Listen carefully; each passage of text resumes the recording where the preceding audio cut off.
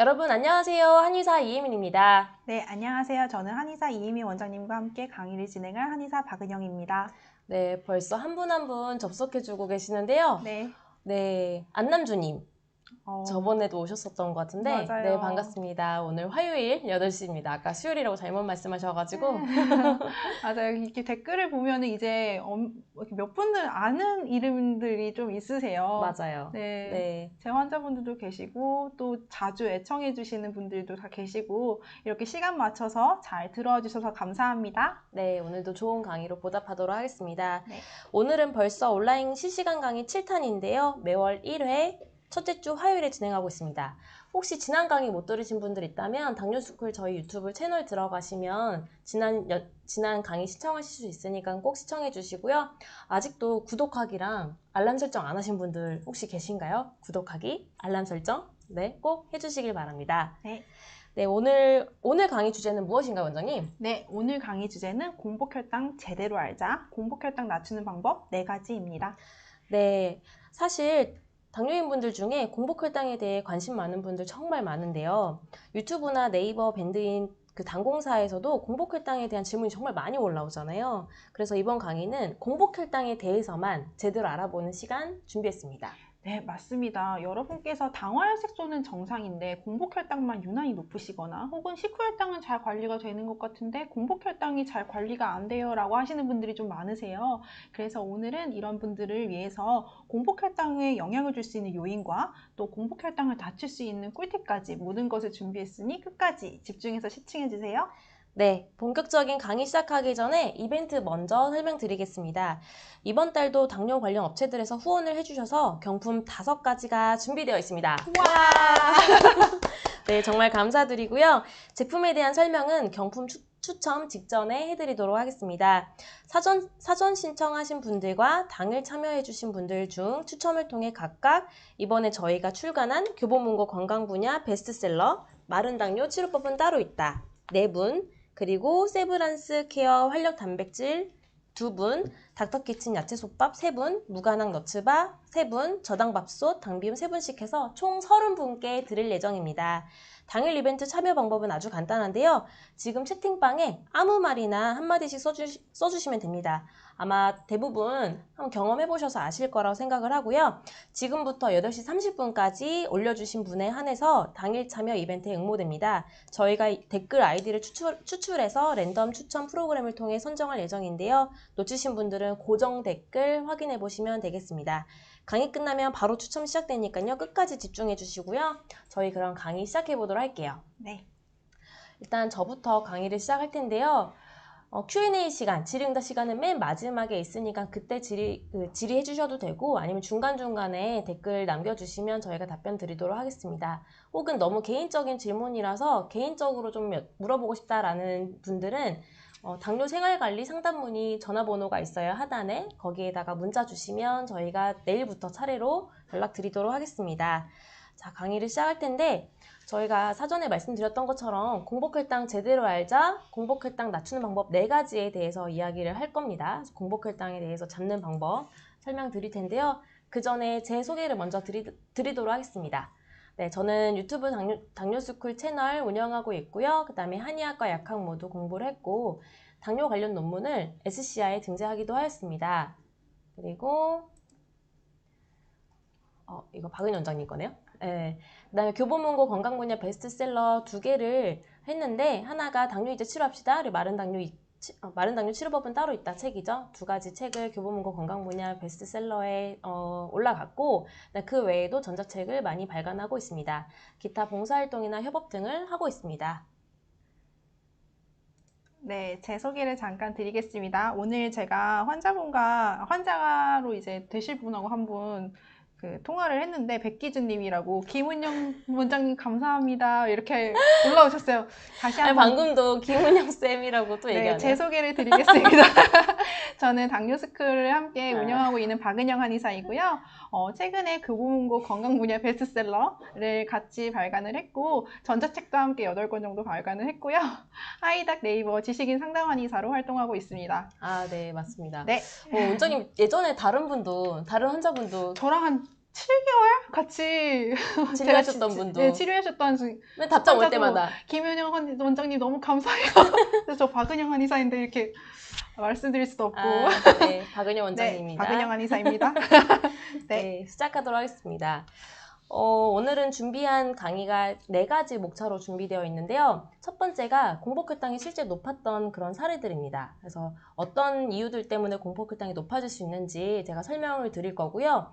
그 다음에 공복혈당이 왜 중요한가요? 파트 2에서 다룰 거고, 파트 3에서는 공복혈당을 높이는 3대 요인, 그리고 관리법 설명드리도록 하고요.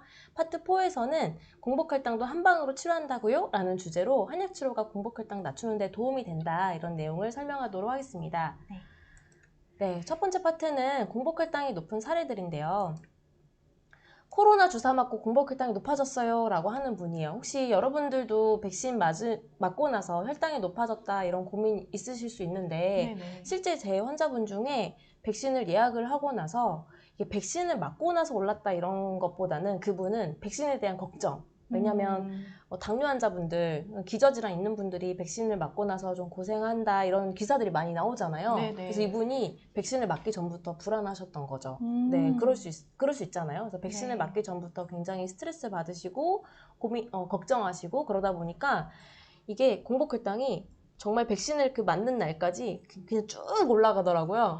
네. 맞지도 않으셨지만. 네, 아직 안 맞았는데 어. 쭉 올라가서 언제 떨어지기 시작했냐면 백신을 맞고 나서 10일 있다가 그 다음부터 떨어지기 시작을 했습니다. 네. 근데 그때 왜 그랬는지를 또 보니까 백신을 맞고 나서 한 10일 정도는 또 불안하셨대요.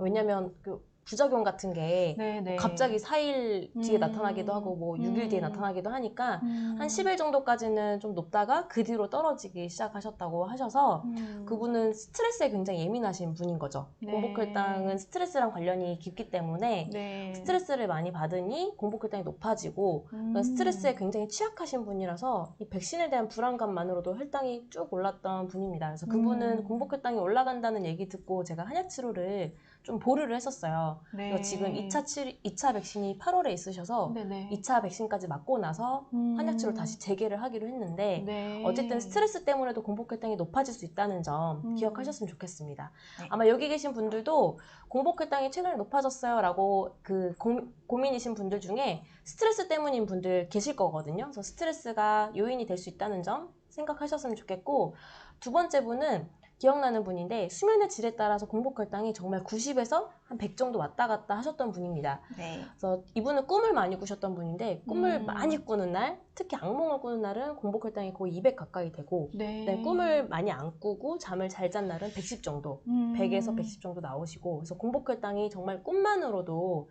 왜냐면 다른 건 똑같았거든. 잠자는 시간이나 아니면 총 수면의 양이나 이런 건 같았는데 네. 정말 꿈의 양이나 아니면 그 악몽 이런 거에 따라서 수면의 질이 달라지기 때문에 공복혈당이 왔다 갔다 하더라고요. 그렇죠. 그래서 이분은 나중에 결국 꿈을 치료했어요, 한약으로. 아. 네. 꿈을 많이 꾸는 것 또한 한약으로 접근을 할 수가 있는데 네. 어쨌든 수면의 질에 따라서도 공복혈당이 왔다 갔다 할 수 있다. 이거는 공복혈당이 수면 영향도 받는다라는 점이거든요. 그래서 네. 그 부분 또한 기억하셨으면 좋겠고요. 세 번째 환자분은 또 기억나는데, 원장님 기억나시죠? 네. 술 끊으니까 공복혈당 높아지네요 라고 하셨던 분인데, 사실 저희 한약 치료를 시작하고 나서 공복혈당이 높아졌다 이러면서 되게 불안해 하시고 약간 컴플레인처럼 하셨던 분인데 이유가 없는 거예요. 네네. 왜냐면 저희 한약은 혈당을 바로 낮춰주는 약도 아니고 혈당에 무슨 영향을 직접적으로 주는 게 아니라 내 몸을 치료하는 약이기 때문에 네네. 사실 약에 대한 반응이 혈당으로 나타나려면 한 달, 그렇죠. 네, 한 달, 뭐 한 2달 이 정도 있어야 뭐 혈당에 영향을 줄 수가 있는데 그렇죠. 이분은 한약 치료를 시작하자마자 공복혈당이 올랐다고 하니까 저희도 굉장히 당황스러웠죠. 그렇죠. 뭐지? 했는데 알고 보니까 이분이 매일매일 술을 드셨었는데 한약 치료를 이제 결제를 하고 나서 어쨌든 제대로 치료를 해야 되겠다는 생각으로 술을 끊으신 거죠. 금주를 하셨는데 금주를 하니까 혈당이 올라간 거예요. 여러분 예전에 그 선조들이 술 마시면 다음날 뭘 먹었죠? 다음날? 꿀물. 네, 꿀물 먹었죠. 그 이유가 선조들은 알고 있었던 거죠. 술을 마시면 다음날 혈당이 떨어진다는 거를 알고 있었던 겁니다. 설명하면 좀 복잡한데 어쨌든 술을 마시면요. 공복혈당이 다음날 떨어지는 게 정상입니다. 그래서 간이 건강하신 분들은 술을 마시면 다음날 공복혈당이 떨어져야 하고요. 만약에 다음날 술 마셨는데 다음날 공복혈당이 올라간다라는 분들은 간 기능이 좋지 않으신 분이에요. 실제 제 환자분도 최근에 그 결제하셨던 분 중에 한 분은 술 마시면 다음날 공복혈당이 50이나 올라간대요. 네, 그분은 치료가 오래 걸릴 거라고 제가 설명드렸습니다. 왜냐하면 네. 앞서서 스트레스랑 수면이 공복혈당에 영향을 준다고 말씀드렸는데 술 또한 그 간 또한 공복혈당에 영향을 주거든요. 그래서 이렇게 술 먹고 나면 혈당이 떨어지는 게 정상인데 술을 먹고 나면 공복혈당이 올라가는 분들은 간이 안 좋은 거기 때문에 향후 간이 안 좋아서 공복혈당이 올라가는 거기 때문에 이런 분들이 치료가 좀 오래 걸린다라고 생각하시면 되고 어쨌든 공복혈당은 술 영향을 받는다. 그 말은 네. 간 영향을 받는다. 이렇게 생각하시면 됩니다. 그래서 대부분 여기 계신 분들 아마 술 드시면 다음날 공복혈당 떨어졌던 경험 있으실 거예요. 네. 만약에 내가 술 마시면 공복혈당 다음날 올라간다. 이런 분들은 간 기능이 좋지 않다. 이렇게 생각하시면 됩니다. 네. 네, 또 기억나시는 분이 있는데 이런 분은 사실 너무 많아요. 잠은 잘 자는데 나머지는 다 똑같은데 최근에 스트레스를 너무 많이 받았던 때문인지 공복혈당이 높아졌다. 이런 분들 굉장히 많습니다. 네, 가족 문제, 아니면 뭐 건강 문제, 아니면 뭐 입시나 직장 문제 등등으로 스트레스 우리가 평소에 많이 받잖아요. 근데 그럴 때 공복혈당이 높아졌다. 이런 분들 굉장히 많이 받고요. 여러분도 아마 경험하실 수 있을 거라고 생각을 합니다. 네. 또 한 분은 이것도 당연한 건데 맞아요. 허리 수술한 후에 이분이 공복혈당 잘 잡혔던 분이거든요. 근데 진짜. 수술한 다음에 공복혈당이 높아진 거예요. 350이나 된 거죠. 굉장히 놀래서 이제 오셨는데 당연합니다. 이유는 간단한데요. 스테로이드 주사 때문입니다. 스테로이드 주사가 이건 양방 뭐 교과서나 아니면 가이드라인 이런 데 다 나오는 거라서 스테로이드 주사가 혈당을 높이는 호르몬이잖아요. 그래서 그 주사를 맞으면 집중적으로 또 맞는 게 또 수술이기 때문에 수술을 하면 스테로이드 주사를 집중적으로 맞을 수밖에 없고 그러다 보니까 혈당이 많이 올라가는 거죠. 그래서 이분은 350이나 되셔서 많이 걱정하셔서 오셨는데 다른 문제가 없으면 이 약물에 대한 효과가 한 2달 정도 지나면 없어지거든요. 그래서 이분은 네. 지금 당장 공복혈당이 높아지고 당연히 식후혈당이나 당화식도 당연히 높아졌지만 약물에 대한 그런 지속 그 반응이 한 2시간 한 2달 정도 지나면 한두 달 정도 지나면 없어지기 때문에 한 2달 정도 지나면 자연스럽게 좀 내려오지 않을까 생각하고 있습니다. 어쨌든 우리가 공복혈당에 대해 이야기하고 있는데요. 정리를 하면 3가지입니다. 수면, 그 다음에 스트레스, 그리고 간 이렇게 3가지가 공복혈당에 큰 영향을 주고요. 그 다음에 뭐 공통적으로 스테로이드 주사를 맞았다거나 아니면은 뭐 또 뭐가 있을까요? 공복혈당에 영향을 줄 수 있는 거는 밤에 또 늦게 먹고 자는 습관, 내 맞아. 생활 습관에 많이 반영이 될 수 있다라고 보실 수 있어요.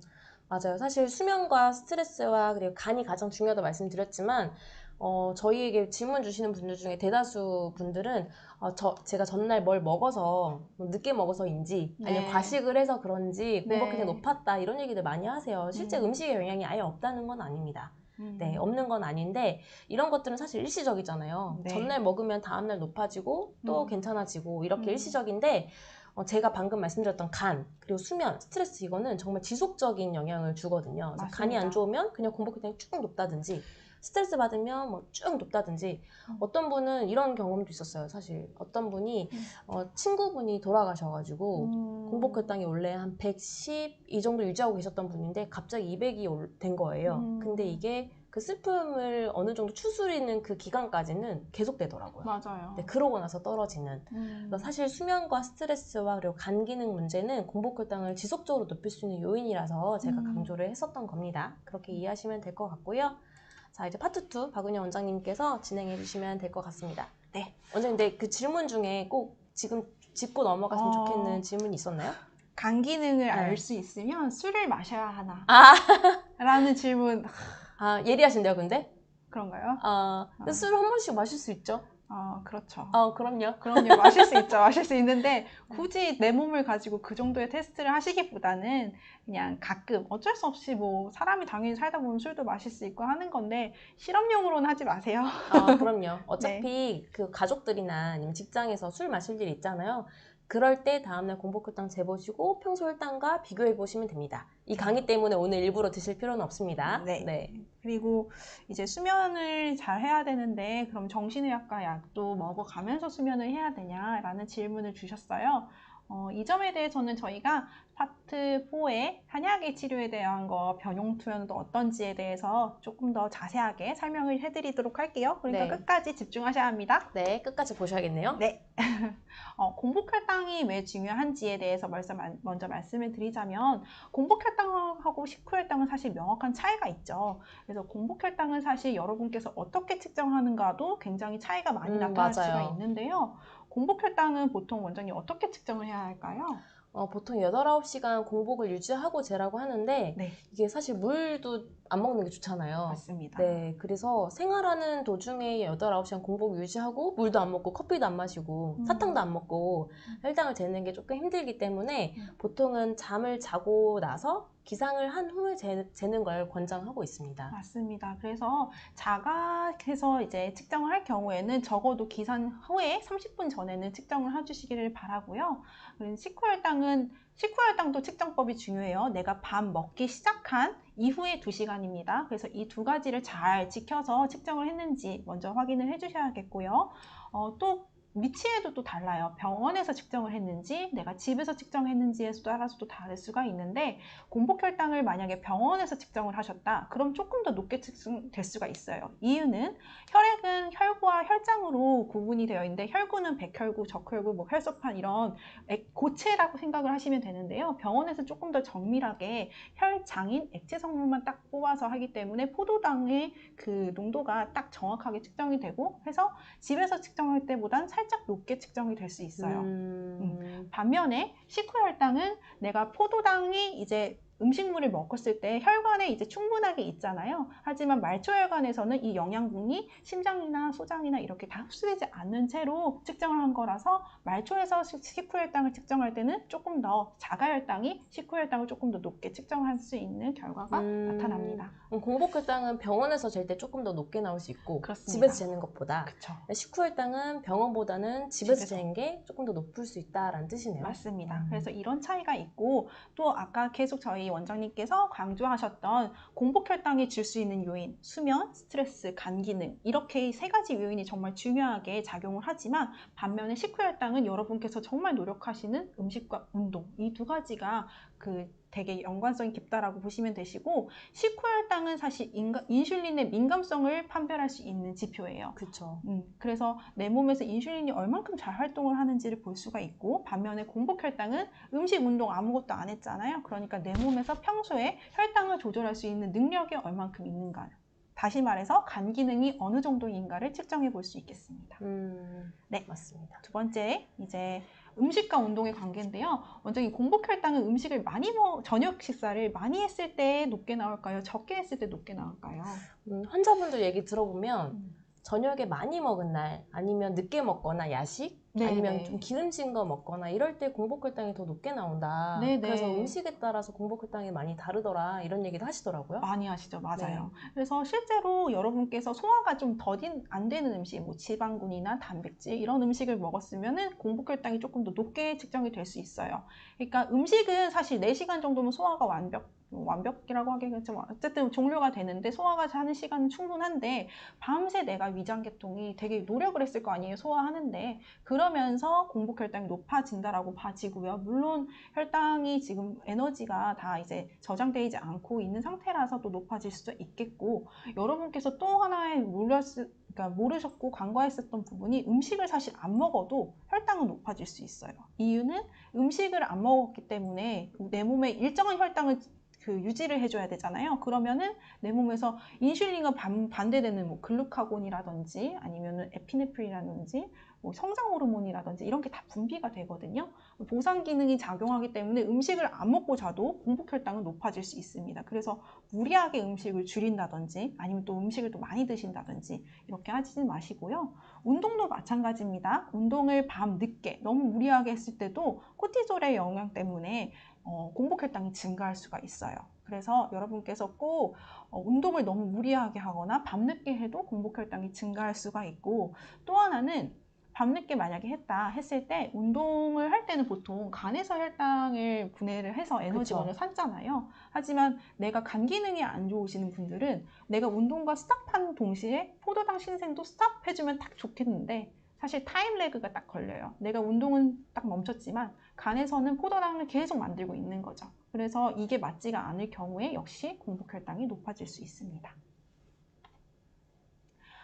그리고 세 번째는 이제 당화혈색소 관계인데요. 대부분 원장님 당화혈색소하고 공복혈당이 얼만큼 매칭이 되나요? 환자분들 말하면은.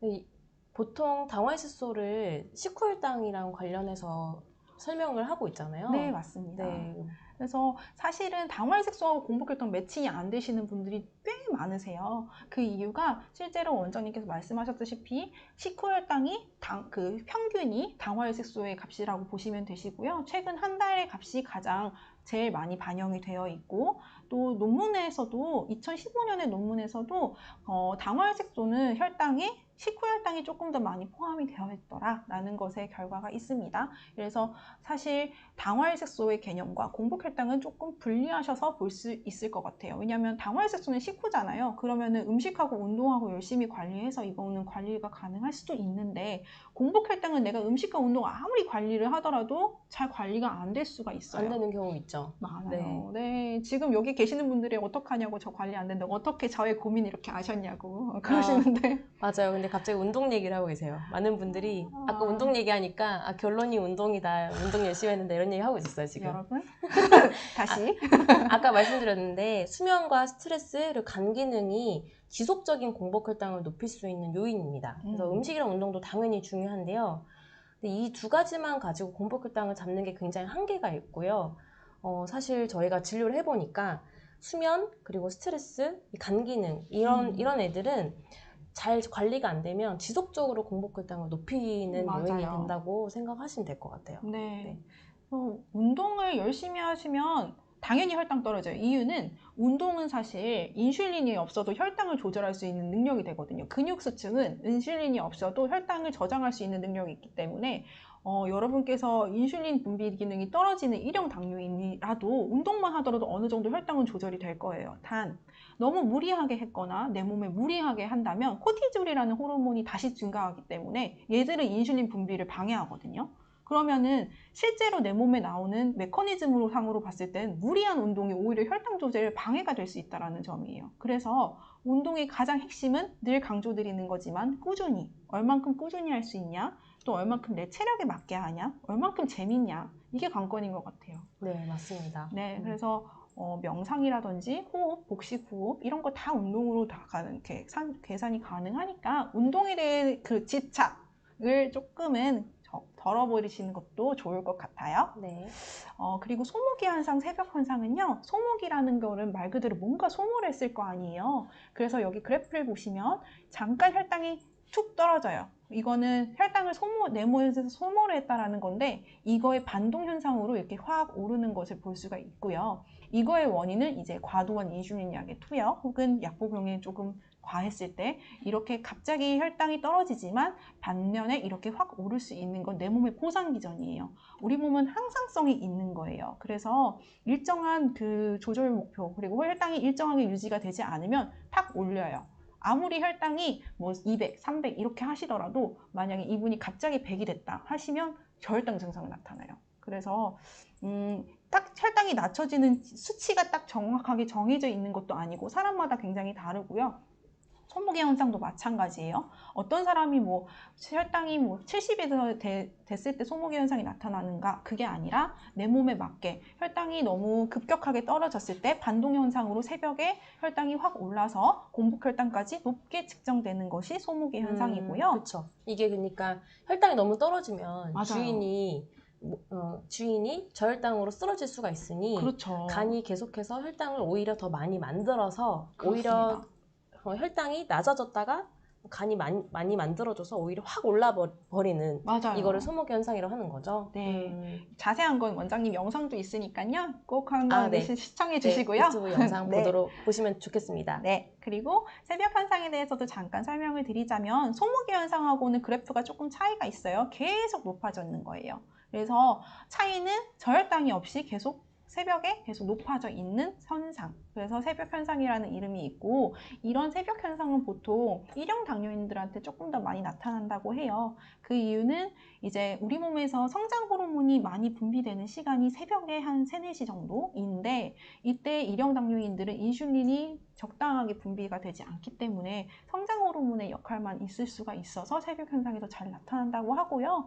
또 여러분께서 당뇨인들 중에 나쁜 생활 습관 하시는 분들 있죠? 뭐 밤에 간식을 드신다, 야식을 드신다, 이런 뭐 밤에 저녁에 폭식을 하셨다, 다 새벽 현상의 원인이 될 수 있으니까요.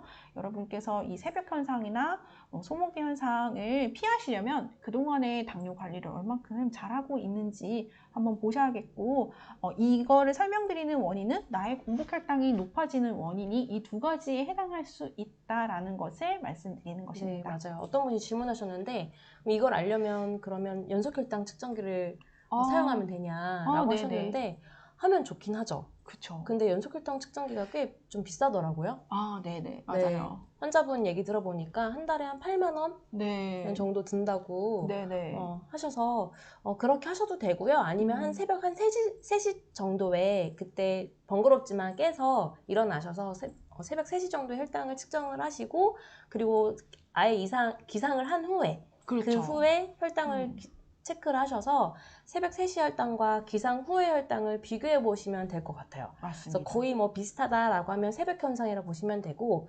아니면 새벽 3시 혈당이 현저히 낮은 편이다라고 하면 보상작용으로 주인이 쓰러질까봐 간이 혈당을 만들어주는 소모기 현상이다라고 생각하시면 될 것 같습니다. 그래서 새벽 3시 정도 혈당을 재보면 될 것 같아요. 맞습니다. 그래서 여러분께서 이 2가지를 감별하는 법은 새벽 3시에 혈당을 측정하면 되시고, 수치에 너무 민감해하지 않으셨으면 좋겠어요. 개인적인 바람은. 그래서 꼭 재셔야 되는 분만 새벽 3시에 기상하셔서 재보시는 것도 권해드립니다. 네. 그래서 공복혈당을 잡아야 하는 이유에 대해서 또 생각을 해봤어요. 여러분께서 왜 공복혈당을 잡아야 할까? 근데 첫 번째 이유는 사실 요즘은 젊은 30대 이상이신 분들에게서 4분의 1 정도가 다들 공복혈당 장애를 겪고 있다고 해요. 30대 중에 4분의 1이요? 네, 30대, 그러니까 대한민국에 이거는 뭐 팩트시트라서 대한민국의 성인 30세 이상의 성인을 해보면 4분의 1 정도는 다 공복혈당 장애가 있더라. 꽤 많은 수치죠. 그렇죠. 근데 이런 분들이 결국에는 당뇨병의 선상에 이렇게 쭉 있다라고 보시면 돼요. 그러니까 정상혈당, 그 다음에 공복혈당 장애, 공복혈당 장애를 관리하지 않고 계속 나쁜 습관을 유지하시거나 뭐 잘 몸이 치료 안 안 좋아지면 당뇨인이 되실 수 있기 때문에 좀 주의를 해주셔야 되겠고요. 두 번째는 사실 공복혈당이 높다라는 거는 우리 몸에서 혈당 변동폭이 좀 크다라는 거예요. 그래서 공복혈당이 좀 높음으로 인해서 이게 몸에서의 세포에 산화 스트레스로서 작용할 수가 있고 이로 인해서 뭐 합병증의 원인이 될 수 있다라고도 하는데, 어쨌든 공복혈당이 높다라는 거는 간에서 제대로 혈당을 조절하는 기능이 조금 떨어진다라고 보실 수 있으면 될 것 같아요. 네. 그리고 뭐 합병증의 위험에 척도로 될 수도 있다라는 것도 말씀을 드렸고, 사실은 내가 얼만큼 정확히 생활을 잘 유지를 할 수 있나라는 걸 또 볼 수 있는 지표기도 한 것 같아요. 또 하나는 공복혈당 자체가 심혈관 질환의 위험 신호다라고 밝혀진 바도 있어요. 2016년도에 뭐 브라질에서 당뇨병이 없는 1,500명의 성인을 조사했더니 10년간 조사를 했더니 이게 사실 동맥경화증의 결과가 나왔다. 한 10년 정도 공복혈당이 계속 높아지니까 동맥경화가 있다. 그러면 또 우리 제 환자 중에 구혜경님이라고 계신데 공복혈당이 요즘 잘 안 잡히신다고 저랑 얼마 전에 전화 상담하셨거든요. 근데 그렇다고 구혜경님이 워낙 철저하게 관리하시는 분이시거든요. 뭐 수면, 음식 정말 퍼펙트예요, 퍼펙트. 뭐 운동 너무 퍼펙트하기 때문에 생활관리 잘 하시는 분인데 어쩔 수 없이 공복혈당이 높아지시는 분도 계시잖아요. 이유는 뭐 많죠. 갱년기도 있을 수 있고 폭염도 있을 수 있고요. 아까 폭염 때문에 그럴 수 맞아요. 있고 뭐 폭염 얘기 많이 나오고 네, 있으시고요. 폭염 때문에 잠이 안 와, 뭐 스트레스야 이러시는 분들 당연히 공복혈당 높아지잖아요. 그래서 사실은 혈당 변동성을 보는 거예요. 내가 꼭 이제 당뇨인들은 한 80에서 130 정도를 유지해라라는 게 권고사항이긴 하나, 어떤 분들은 그냥 디폴트 값인 내 몸에 그냥 적정 혈당이 150일 수도 있잖아요.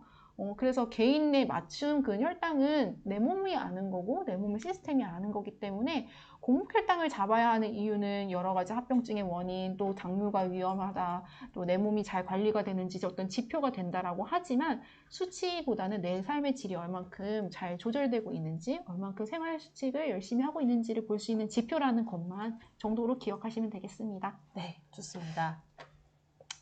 공복 혈당이 높으면 이제 나타날 수 있는 증상은 피곤함이 있을 수 있고요. 나머지는 당뇨 전 단계, 당뇨인들 다 동일하게 비슷하게 나타날 수 있다라고 보시면 되겠습니다. 네, 맞아요. 공복 혈당이 높으면 나타날 수 있는 증상 3대 증상이 식후 혈당이랑 비슷하겠죠? 네. 삼다일소라고 네, 하는 증상. 맞습니다. 네, 다음으로 파트 3인데요. 공복 혈당을 높이는 3대 요인과 관리법에 대해서 알아보도록 하겠습니다. 아까 저희가 서두에 계속 말씀드렸죠. 음식과 운동도 물론 중요하지만 지속적으로 공복 혈당을 높일 수 있는 더 큰 요인은 사실 수면과 스트레스 그리고 간 맞습니다. 기능이다. 그리고 네. 어떤 분이 아까 질문에 간 기능은 혈액 검사로 가능하다라고 얘기하셨던 분이 있었는데 사실 간 기능 검사를 했을 때는 정상인데 술을 먹었을 때 혈당이 올라가시는 분들도 있어요. 근데 그런 분들은 수치적으로 아직 뭔가 문제가 나타난 건 아닌데 간 기능 자체가 떨어져 있기 때문에 다음날 공복 혈당이 높아지는 거거든요. 그래서 검사만은 가지고는 완벽하게 알 수는 없습니다. 네. 네, 예를 들면 그런 거죠. 우리가 소화 안 되시는 분이 있는데 평소에 나는 조금만 내 양보다 조금만 더 많이 먹어도 체한다거나 아니면 찬 음식 먹으면 체한다거나 그렇죠. 아니 급하게 먹으면 체한다거나 그렇죠. 원장님 가끔 체하잖아요. 저는 급하거나 찬 거 먹으면 힘들어요. 그러니까요. 근데 내시경 하면 정상일 거 아니에요? 그럼요. 내시경 하면 깨끗하죠. 정상인데 아무것도 없는데 이런 분들은 소화 기능이 떨어지는 거거든요. 그래서 한의학에서 말하는 기능이라는 거는 눈에 보이진 않아요. 어떤 검사에서 안 나올 수도 있어요. 근데 내가 평소에 어떤 불편함이 있다라고 하면 우리 박은 원장님은 가끔 그런 경우에는 체하거든요. 그럼 네. 이런 분들은 기능이 떨어지는 거고 위의 운동성이 떨어진다든지 아니면 위가 좀 차다든지 근데 이런 걸 말하는 거거든요. 한의학에서는. 그래서 위가 더 잘 움직이면 당연히 소화가 더 잘 되겠죠. 네. 아니면 조금 따뜻하면 그쵸. 아랫배가 좀 따뜻하고 위가 부수 기능을 잘해주면 소화가 더 잘 되겠죠. 그런 것들을 말하는 게 한의학에서 말하는 기능이라서 혈액 검사만 가지고는 간 기능이 좋다 이거를 충분하게 말하기가 조금 어렵다는 점 이해하시면 좋겠습니다. 그래서 가장 간단하게 테스트 해볼 수 있는 방법 중 하나가 아까 말씀드렸던 것처럼 술 먹고 다음날 혈당이 높아지느냐 떨어지느냐 이걸 보시면 좀 알 수 있을 것 같고요. 네, 어쨌든 그래서 관리하는 방법까지 설명드리도록 하겠습니다. 첫 번째는 수면에 대한 이야기인데요. 수면에 대해서 저번에 한번 강의했었죠. 2달 전이었나요? 맞습니다. 네. 엄청 열심히 준비했죠, 제가 그때. 네, 그래서 수면에 좋은 꿀팁 여러 가지들을 쭉 말씀드렸었는데 중복되기 때문에 저희가 나머지들은 말씀드리지 않겠고 예를 들면 수면 유도 명상? 네, 너무 좋죠. 네, 수면 유도 명상이 있어요 유튜브에. 근데 그런 것도 찾아보시는데 일단 그때 언급드렸던 거 외에 3가지를 좀 고민을 해봤어요. 박은희 원장님과 함께. 첫 번째는 이거는 중복될 수 있어요. 햇빛 쬐기. 네. 아침에 일찍 햇빛을 쬐면 우리 생체 리듬이 세팅이 되거든요. 아침 그렇죠. 일찍 이렇게 활동하는 것으로 세팅이 되기 때문에 아침 일찍 햇빛을 쐬는 걸 추천드리고요. 실제 최근에 저는 열대야 때문에 에어컨을 하루 종일 이렇게 자면서 계속 켜고 자는 거 너무 힘들잖아요. 네네. 그래서 창문을 열고 잤어요. 아예 창문을 열고 암막 커튼을 열고 잤는데 그 바람 들어오라고 그렇게 네네. 잤더니 아침에 햇빛을 받으면서 자연스럽게 눈이 떠지더라고요. 네, 맞아요. 저도 그래서 빛을 딱 안막을 잘 하고 빛이 좀 차단이 되는 환경에서 잠을 좀 청하기는 하고요. 실제로 빛은 우리 몸에서 굉장히 중요하게 이렇게 생체 시계를 움직일 수 있는 가장 중요한 요인이기 때문에 여러분께서 숙면을 위하신다라면은 특히 이제 밤늦게 핸드폰 보시고 블루라이트 이걸 자꾸 이제 보게 하면 더 안 좋고 또 이렇게 어디선가 이렇게 불빛이 들어오면 자기 또 힘드실 경우가 있겠습니다. 네, 맞아요. 어쨌든 그래서 그렇게 커튼을 열고 잤더니 아침 일어나는 게 굉장히 좀 수월해져서 이게 꼭 안마기 무조건 또 좋은 것만은 아니겠구나. 왜냐면 네. 잠을 잘 못 주무신 분들은 저녁에 늦게 잠들고 그래서 9시, 10시 이렇게 일어나시는 분들이 있거든요. 근데 그런 분들이 안막을 좀 걷어내고 아침 일찍 햇빛을 쬐면서 아침에 일찍 일어나게 되면 저녁에 조금 더 일찍 자는데 도움이 되지 않을까, 숙면하는데 도움이 되지 않을까 이런 생각을 최근에 좀 해봤고요. 네. 두 번째는 발끝이기예요. 발끝치기. TV에 되게 많이 나와서 많은 분들이 알고 계시고 이미 하고 계시는 분들 계실 건데 발끝치기를 하면요. 발을 물리적으로 쳐주기 때문에 발이 따뜻해지고요. 네. 상대적으로 상체가 특히 머리, 뇌의 과열이라고 하죠. 하루 종일 뇌를 많이 쓰고 상체 쪽으로 열이 몰려 있는데 이런 열들이 발을 쳐주면서 이 열들이 하지 쪽으로 내려가면서 숙면을 하는 데 도움이 될 수 있습니다.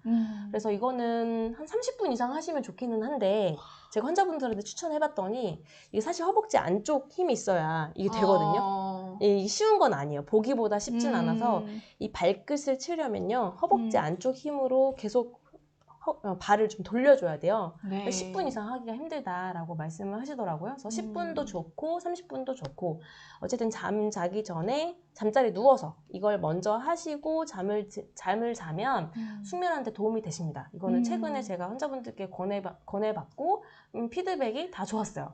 네, 그래서 발끝치기 꼭 추천드리고요. 그 다음에 세 번째가 호흡하는 거예요. 복식호흡. 저는 최근에 잠이 잘 안 올 때는 복식호흡을 하거든요. 네네. 그래서 복식호흡 그냥 간단하잖아요. 잠 잘 때 온몸에 힘을 뺀 다음에 숨을 들이마시고 내쉬는 건데 내쉬는 호흡을 길게 한다 생각하면서 그냥 이 호흡만 반복하다 보면 어느 순간 잠이 들어 있더라고요. 그래서 복식호흡 하는 것 또한 잠을 자는 데 도움이 되기 때문에 특히 잠자기 전에 하시면 숙면하는 데도 도움이 될 수 있습니다. 제 환자분은 최근에 통화해봤더니 복식호흡을 하고 나서 살이 빠졌다고. 근데 저도 경험이 있어요. 아, 정말요? 복식호흡 열심히 하면은 배가 조금 들어가고 배가 항상 긴장해 있기 때문에 좋아요. 되게 좋아요. 그니까요. 그분의 일단 첫 번째 특징은 운동을 평소에 안 하셨던. 평소에 운동량이 없으셨던. 너무 바빠서. 일이 너무 많아서. 그리고 힘들잖아요. 운동하는 게. 일도 그렇죠. 하고 그다음에 저녁에 와서 또 집안일도 해야 되고 너무 힘드니까 운동을 따로 못 하셨는데 그냥 복식호흡 얘기를 제가 했더니 여러 가지 얘기를 했는데 그중에 이제 복식호흡이 가장 좀 마음에 들었었나 봐요. 그래서 복식호흡을 하루 종일 그냥 하신대요. 생각날 때마다. 그리고 배에다 항상 긴장을 주고 배를 항상 이렇게 좀 풀고 다녔었는데 맞아요. 배를 항상 집어당기고 네. 호흡을 좀 길게 하는 걸 계속 하셨더니 이거를 열심히 하다 보면 땀도 나신대요. 그리고 이것 덕분에 어깨가 펴졌대요. 맞아요. 네. 호흡만 제대로 하는 것만으로도. 네, 그래서 복식호흡 어쨌든 잠자기 전에 하시면 도움 많이 받으실 수 있습니다. 네. 네, 그래서 세 가지 말씀드렸죠. 하나가 발끝치기, 그 다음에 두 번째가 복식호흡하기, 그 다음에 햇빛 쬐기. 햇빛 쬐는 거는 운동하시면서 햇빛 쬐는 것만으로도 충분하실 수 있으니까요. 야외 운동, 요새 같은 경우에는 또 야외 운동을 많이 하실 것 같아요. 근데 야외 운동을 하시면 햇빛을 쬐면서 운동하실 수 있으니 숙면하는 데도 도움이 되실 겁니다. 다음으로는 스트레스에 대한 이야기인데요. 사실 스트레스 낮추는 방법이 참 다양하죠. 네. 원장님 스트레스 낮추는 방법이 뭐죠? 저는 운동합니다, 운동. 운동을 너무 좋아하고, 또 음악도 되게 좋아해서 음악을 들으면서 이제 자전거를 타거나 이러면은 뭐 스트레스 해소 완료죠. 맞아요. 원장님 어떻게 하시나요? 저요 스트레스? 저는 잘 모르겠어요. 딱히 뭘 하고 있나? 그러니까 되게 평소에도 명상을 하세요. 제가 명상을 하나요? 원장님 그 모니터에 호흡 아, 써 있는 거 다 봐가지고 평소에도 이렇게 호흡으로 스트레스 해소를 하시면서 일을 하시구나 이런 생각을 했죠. 네, 스트레스에 체화되지 않도록 요새 노력을 하고 있죠. 그래서 저는 요새 원래 화병이라고 하죠. 한약에서 화병이 있거나 스트레스가 심하면 감정적인 스트레스가 다 단중혈에 쌓인다고 하거든요. 양, 가슴, 중앙. 저희 유튜브 채널 보셨으면 아마 아실 텐데 제가 작년까지만 해도 누르면 굉장히 아팠거든요. 아파요. 저 요새 별로 안 아파요. 아파요, 원장님? 네. 스트레스 많이 받으시나 봐요. 아닙니다. 아프신가요? 네, 아픕니다. 저 눌러봐봐요. 저 별로 안 아파요. 괜찮아요. 괜찮으세요? 네. 네. 어쨌든 저는 스트레스 해소가 잘 되고 있는 것 같습니다. 네. 저는 스트레스 사실 저도 운동으로 푼다고 말할 수도 있을 것 같은데 요가를 일주일에 세네 번 정도는 가려고 노력을 하고요. 요가 자체가 근력 운동도 되고 또 호흡을 하면서 이완 운동을 같이 하니까 도움이 많이 되는 것 같아요.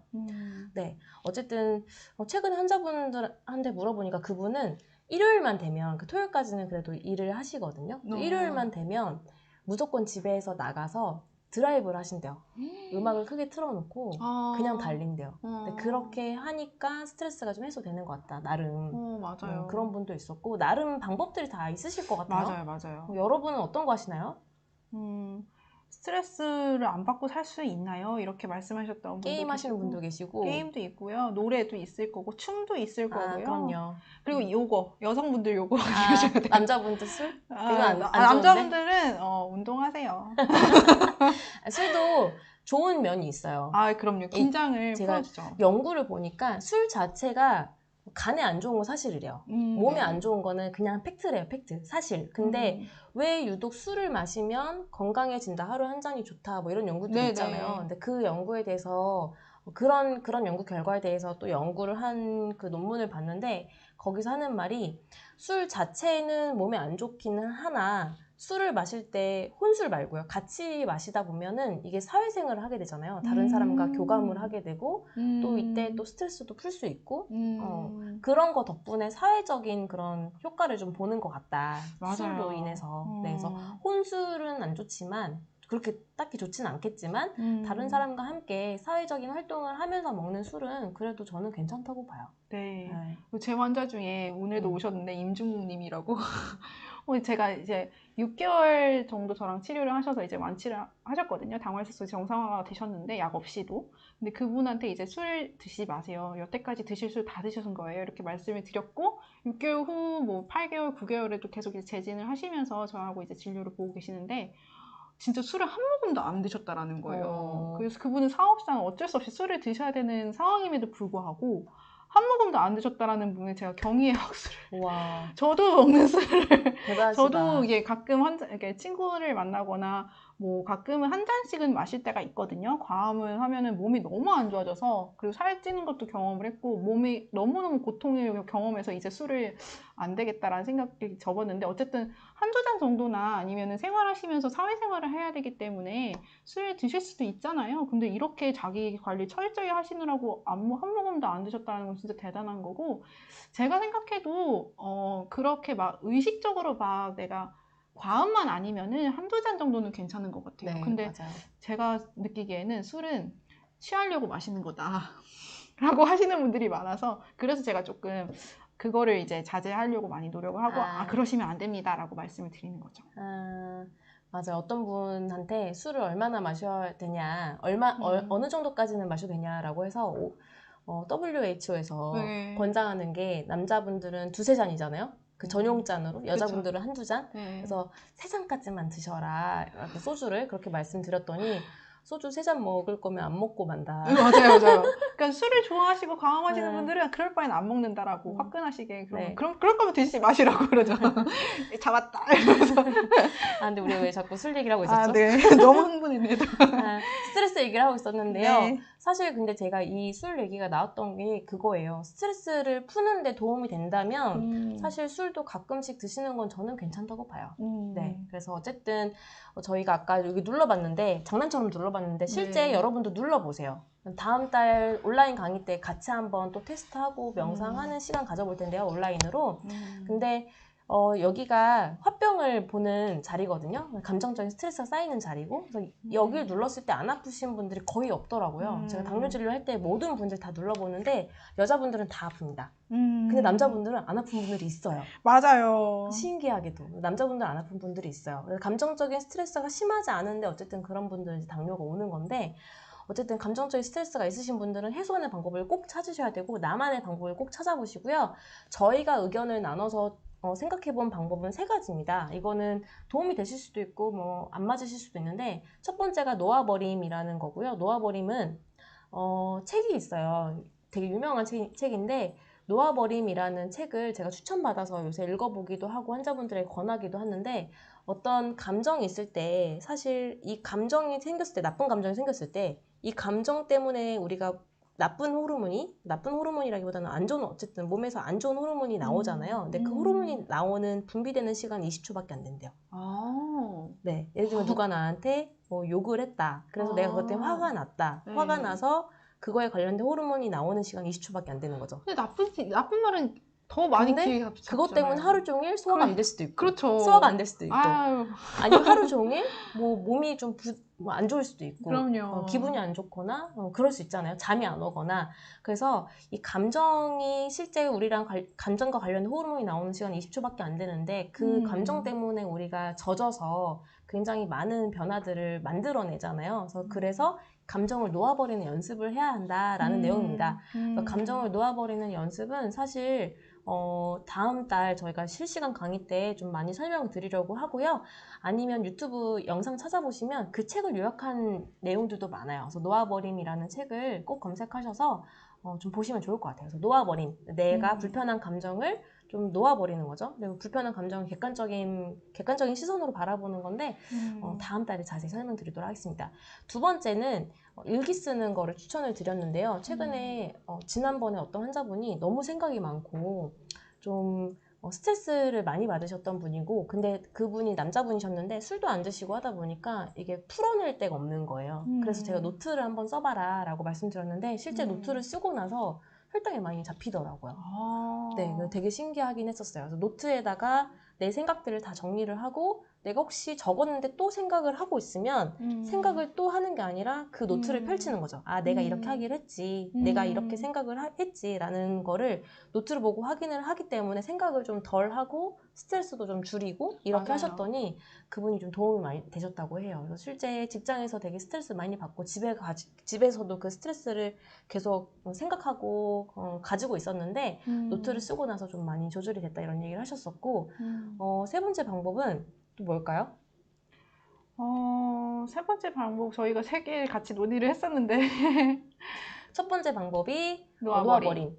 두 번째가 일기 쓰기. 일기 쓰기. 세 번째가 멍 때리기. 네, 멍 때리기. 네, 멍 때리기. 요새 멍 때리기 유행하죠. 멍 때리기, 불멍 이런 것도 있더라고요. 네. 불멍이라고 해서 이렇게 조명 있는 거 이걸 사가지고 그냥 멍 때리는 연습인데 얼마 전에 기사도 나왔었어요. 멍 때리는 게 오히려 창의적인 생각을 만드는 데도 도움이 된다. 네네. 그래서 근데 뭐 멍 때리는 것만 해서 창의적인 생각을 하는 건 아니고 평소에 우리가 그런 걸 노력을 하고 있다가 내가 이거 해야지 아니면 이거 고민하고 있다가 멍을 때렸을 때 이게 도움이 된다. 어쨌든 이런 내용이었는데 어쨌든 스트레스 해소에도 멍 때리는 게 도움이 된다고 하니 참고해 보시면 좋겠고 꼭 이게 아니더라도 나만의 방법이 있으면 그걸로도 저는 충분하다고 봅니다. 네, 여러분의 스트레스 해소 방법을 댓글로 조금 공유를 해주세요. 그러면 많은 분들이 또 같이 보면서 아 저런 것도 있었네라고 공감도 되시고 맞아요. 서로 공유를 하시면 더 좋을 것 같아요. 네, 멍 때릴 생각 안 날 뻔했어요. 아, 멍 때림. 큰일 날 저희가 뻔했어요. 멍 때리면 생각났잖아요. 순간 멍 때리면서. 그래서 좀 멍 때리기 이렇게 생각났는데. 다행입니다. 네. 나야나님이 멍 때리기 하신대요. 아, 멍 때리기 좋죠. 네, 멍 때리기. 그리고 저도 일기를 써봤는데요. 일기 쓰면서 저도 많이 해소가 됐던 것 같아요. 실제로 내가 뭐 때문에 스트레스를 받는지에 대해서 객관적으로 나의 제3자 입장에서 보는 거죠. 그래서 도움이 되세요, 실제로. 맞습니다. 그래서 스트레스 해소 꼭 하시길 바라고요. 세 번째는 간 기능 회복을 위한 꿀팁 3가지인데요. 간 기능은 사실 피로랑도 관련이 많잖아요. 그래서 간 기능이 좋아지려면 잘 자야 돼요. 일찍 자고 7시간 이상 자고 숙면을 취해야 간이 많이 실제로 좋아지고요. 두 번째로는 과로를 하면 안 돼요. 이 과로라고 하는 거는 운동을 너무 무리하게 하는 것도 사실 과로예요. 왜냐면 맞아요. 간이랑 근육이랑 결국 같거든요, 한의학에서. 그래서 근육을 너무 많이 써서 운동을 무리하게 하는 것 또한 간을 무리하게 하는 것일 수 있습니다. 실제 간 기능이 안 좋으신 분들이 쥐가 잘 나거든요. 저녁에 쥐 난다 이런 분들은 간 기능이 안 좋은 거예요. 그래서 그럴 때는 저희가 간을 치료를 하잖아요. 네네. 실제 간이랑 근육은 같기 때문에 근육을 너무 많이 쓰는 운동을 내 체력 이상으로 너무 오버해서 하는 것 또한 간 기능이 안 좋게 할 수 있으니 무리한 운동도 안 하시는 게 좋겠고 그 다음에 뭐 야근이든 주말에 일하는 거든 너무 과로하게 일하는 것 또한 간을 해칠 수가 있는 겁니다. 피로는 간 때문이야 라는 얘기가 실제 맞는 거고요. 그래서 간 기능이 좋아지려면 과로, 그 다음에 무리한 운동, 삼가자 이거고 세 번째가 당연히 금주입니다. 그래서 술 한 잔이라도 사실 간에 미치는 영향이 안 좋다고 해요. 한 잔이라도. 사실 안 먹는 게 가장 좋기는 한데 아까 말씀드렸던 것처럼 사회적인 그런 효과가 있기 때문에 스트레스 해소에는 도움이 될 수 있습니다만은 어쨌든 내가 간이 안 좋은 사람이다 라고 하면 사실 술을 안 먹는 게 제일 좋겠죠. 이 3가지. 그래서 과로하지 않기, 그 다음에 잠 잘 자기, 술 되도록 안 먹기 이렇게 3가지 꼭 기억하셨으면 좋겠고 마지막으로 하나만 덧붙이자면 지방간. 그렇죠. 지방간 있는 분들도 사실 공복혈당 잘 안 잡히거든요. 그래서 내가 다른 건 다 잘하는데 뭐 뱃살이 좀 있고 그래서 내장 지방이 좀 있고 그러다 보니까 지방간이 있다 이런 분들은 뱃살을 빼는 노력을 하셔야 지방간이 자연스럽게 같이 빠집니다. 내장 지방과 뱃살과 그 지방간은 같이 가는 거기 때문에 네. 지방간을 빼셔야 간 기능도 좋아진다. 이런 점 생각하셨으면 좋겠습니다. 네. 저희가 4가지를 원래 말씀드린다 했었잖아요. 네네. 강의 때. 그래서 공복혈당을 잡을 수 있는 4가지 방법 알려드린다 했는데 지금 3가지만 우리 얘기를 했거든요. 나머지 하나는 박은희 원장님이 얘기해 주실 겁니다. 알겠습니다. 네, 오늘의 이제 마지막 파트이고요. 이렇게 파트 4에서는 공복혈당이 한약으로 어떻게 치료가 되는지에 대해서 설명을 드릴 예정이에요. 그래서 여러분께 어떻게 하면 조금이라도 공감을 할 수 있을까? 왜냐하면 사실 한약이라고 하면 뭔가 치료하기 조금 어려우신 분들도 계시고 여러 가지 요인들을 참 많이 진료실에서 접하게 되는데 실제로 제가 객관적인 지표를 그래서 준비했습니다. 그래서 불면증이나 화병이 한약이 어떻게 좋은지에 대해서 연구 결과로서 한번 설명을 드리겠습니다. 그래서 이거는 이제 슬립 메디슨이라는 저널에 2015년에 게재된 논문이고요. 불면증에 대한 한약 치료가 임상적 효과와 안정성을 분석한 결과예요. 그래서 2014년 5월까지 약 79편의 논문을 분석해서 한약이 정말 불면증이 효과적인가에 대해서한 결과가 그렇다. 한약 단독 치료는 플라시보와 비교해서 효과적이다라는 결과가 있었고요. 두 번째는 이걸 양약과 병용 투여했을 때도 이 보조요법으로서 상당히 훌륭하다라는 결과가 있습니다. 또 하나는 그러면 한약이 왜 효과가 있는 건데? 라고 했을 때 신경 전달 억제 물질인 가바의 역할을 활성화시켜주기 때문에 즉 한약은 내 마음의 신신에 안정을 줄 수 있을 뿐만 아니라 실제로 신경이 활발해지는 것을 약간의 억제해주고 최면해주고 진정 효과가 있다라고 보시면 되겠습니다. 그래서 불면증이신 분들은 실제로 한약을 저희가 처방을 하죠. 그래서 당뇨를 치료하다가도 불면이 너무 극심하다라고 하시면 먼저는 수면을 안정을 해야 하기 때문에 불면 한약을 좀 수면을 안정할 수 있게 하는 한약을 처방하고 있고요. 그리고 실제로 대만에서는 불면증인 환자에게 양약을 드시는 환자에게 37%는 한약하고 꼭 같이 병용 투여를 하게 한다고 합니다. 꽤 많네요. 네, 그만큼 굉장히 한약은 보편적이고 내 몸에 무리가 되지 않고 또 근본적으로 치료해 줄 수 있다는 굉장히 큰 장점이 있기 때문에 절대 한약 치료에 대해서 조금 두려움을 안 가졌으면 좋겠고요. 또 화병이라는 것에 대해서도 있을 것 같아요. 화병은 여러분 대한민국 병인 거 알고 계시죠? 화병이라고 해서 우리 한국에만 있는 병이고요. 실제로 이거를 이제 생각을 해주면 불안 장애, 또 우울 장애, 아니면은 내 마음속에 있는 것 때문에 몸까지 나타나는 신체화 장애로 나타날 수 있는 거에 범주를 볼 수가 있고요. 한의학적으로 봤을 때는 각 기관의 장부에 열이 자꾸 다 쌓이게 하는 거예요. 내 감정 조절이 안 되는 것부터. 그래서 한약은 내 각각의 신체의 오장육부가 어디가 불균형이 일어나고 어떤 장부에 열이 껴서 어떤 증상을 유발하기 때문에 그 열을 어떻게 꺼줄 것인가까지가 치료입니다. 그렇죠. 그래서 한약이 주는 효과는 사실 굉장하고요. 불면증과 화병에는 한약 치료를 꼭 권해드리고 해보셨으면 좋겠습니다.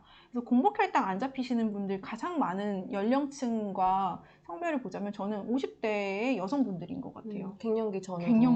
갱년기 증후군. 그냥 호르몬도 대사가 잘 안 될 뿐만 아니라 화병도 있으시죠. 수면에도 영향을 받으시죠.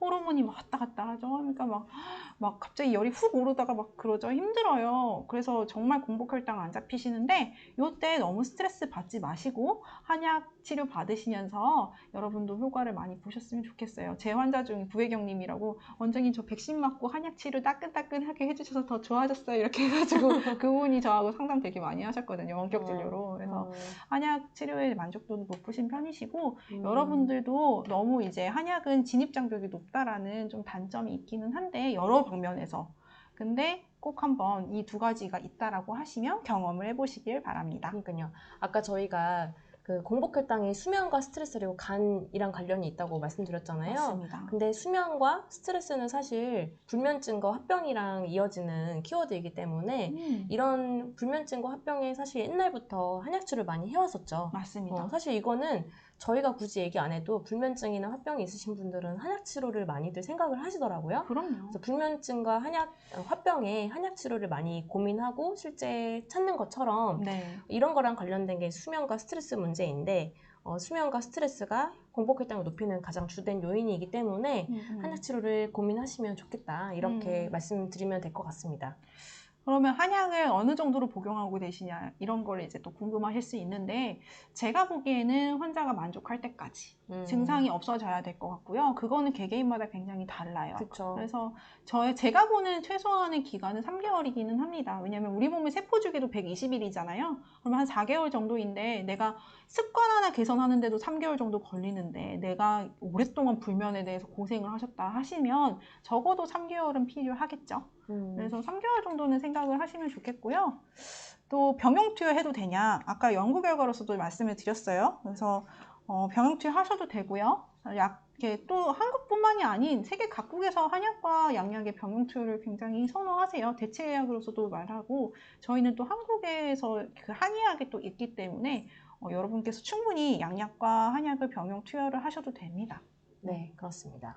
그리고 실제로 그 당뇨 치료할 때 저희가 양약을 처음부터 안 먹지는 않아요. 내 몸에서 제대로 역할을 하지 못하는 거는 충분히 양약의 도움을 받아야 돼요. 단 양약을 꾸준하게 드렸을 때 하나의 장점이 이익과 손해의 분기점을 따졌을 때 손해가 나서는 안 되잖아요. 이익이 더 많아야지만 양약을 처방을 하는 건데 제일 크리티컬한 게 내성이에요. 양약을 오래 드실 수 없는 가장 중요한 건 내성이고 이거를 5년 이상 장기 복용을 했을 때 더 이상 약이 듣지를 않아요. 혈당 조절하는 측면에 있어서. 그래서 5년 정도의 이제 당뇨인들이 치료를 받았을 때 혈당 조절률이 27.6%예요. 이거는 팩트시트에 있는 거고 팩트시트가 아니고 국민건강영양조사에 있는 거고 그래서 여러분께서 제 말이 아니라 이거는 연구 결과고 제 주장이 아니라 어떤 개인의 주장이 아니라 저는 이런 연구 결과나 여러분께 조금 더 신뢰를 받을 수 있는 것으로 정보 전달을 해드리고자 여러 가지를 찾아봅니다. 그래서 절대로 한약에 대해서 너무 두려워하지 마시고 치료를 한번 해보셨으면 좋겠고요. 또 하나는 이제 한약 먹으면 간 수치 어떡하냐고 그래서 제가 또 철저하게 혈액검사지를 다 받아봅니다. 선생님의 처음 혈액검사지를 봤을 때 간 수치가 이 정도이기 때문에 처음에 오셨을 때부터 이미 간은 손상이 되셨는 상태시네요 라는 걸 이미 선생님과 저가 이제 합의하에 한약 치료를 시작하시고 실제로 한약 치료를 종료하시더라도 간 수치가 어떻게 변화가 있는지에 대해서 말씀을 드립니다. 그럼 실제로 좋아지시는 분들이 99%예요. 저는 대부분이 좋아지셨고요. 안 좋아지신 분들 당연히 계시죠. 그러면 제가 또 이제 면밀하게 생활 체크하죠. 그러면은 또 뭐 뭔가 문제가 있거나 그리고 또 제 개 중에는 실제로 안 맞을 수도 있겠죠. 그래서 이것도 연구 결과 준비했습니다. 이번 연구 결과는 이제 영어 논문인데 한국 자생척추관절연구소에서 발표한 연구 결과고요. 2015년에 발표한 거예요. 근데 이름 자체가 한약을 둘러싼 전쟁, Battle over Herbal-Induced Liver Injury 해가지고 한약을 둘러싼 전쟁이에요. 간 기능 손상과 제목 자체가 전쟁이라는 거고 말 그대로 한약 먹으면 굉장히 간이 나빠질 거라는 거가 이제 팽배하게 있다라는 거죠. 근데 결과를 보시면 흥미롭게도 이번 시 간 손상을 보였던 354면 중 9명만이 한약 섭취 후 임상적으로 유의하게 증가를 보였고 간 수치가 225명의 경우 정상 범위로 간 수치가 돌아왔거나 유의하게 간 기능이 회복되었다. 그리고 이번 시에 정상 간 기능을 보였던 4,769명 중 약 0.6%만인 27명이 퇴원 시 간 손상 스크리닝 검사에서 양성 반응을 보였다. 이렇게 말씀을 드리고 있는데 실제로 연구에 참여한 환자분들은 2005년부터 2014년까지 약이 아니고 7개의 한방병원에서 한약을 복용한 32,675명의 환자를 분석한 결과고요. 거기에서 이제 6,894명의 환자의 간 손상 스크리닝 검사를 거친 결과예요. 그러면 여러분께서 이런 결과도 있는데 굳이 정말 간 손상에 대해서 이토록 고민을 하셔야 될까라는 것이 저의 의견입니다. 네, 이거 자생한방병원에서 네, 맞습니다. 한 자생 거죠? 한방병원에서 자생척추관절연구소에서 발표한 연구 결과예요. 2019년에 발표된 최신 논문이라고 볼 수 있겠죠? 3년 미만이니까. 네, 저는 간에 대해서 물어보는 분들한테는 이 말씀을 꼭 드려요. 저희가 한약으로 쓰는 한약재와 그 다음에 음식으로 먹는 그 음식들이 겹치는 경우가 굉장히 많거든요. 맞아요. 우리 뭐 예를 들면 삼계탕 끓인다. 그럼 인삼도 넣고 황기도 넣고 대추도 넣고 하잖아요. 근데 그런 것들이 사실 다 한약재로 쓰이는 것들인데 이렇게 음식과 한약재가 겹치는 가지수가 160여 가지라고 해요. 생각보다 되게 많습니다. 그래서 굉장히 많은 한약재들을 우리가 실제 음식으로 우리도 모르게 먹고 있는데 사실 뭐 쌀도요 갱미라고 해서 한약재로 쓰이고 근데 뭐 도라지 이런 것도 다 길경이라고 해서 한약재로 쓰이거든요. 마늘, 뭐 총백, 파 이런 거 다 마찬가지인데요. 그래서 한약재와 음식이 사실 거의 같다고 보시면 되는데 골고루 먹으면 이게 음식이 되는 거고 어떤 특정 방향성 그렇죠. 예를 들면 이 사람의 위를 소화기를 따뜻하게 해서 소화를 잘 시켜야 되겠다. 그래서 위를 따뜻하게 해주는 한약을 써야겠다라고 해서 뭐 예를 들면 뭐 건강이라든지 뭐 백출이라든지 예를 들면 그런 한약재들을 모아서 쓰게 되면은 이건 한약이 되는 거죠. 네. 특정한 방향성을 가진 한약재들끼리 모아서 쓰게 되면요. 그래서 사실 음식과 한약이 크게 다르지 않다라는 점 생각하시면 좋겠고 만약에 한약을 먹고 간이 안 좋다. 한약이 간에 안 좋다 이렇게 얘기를 하려면 우리가 평소에 김치 먹으면 간에 안 좋다.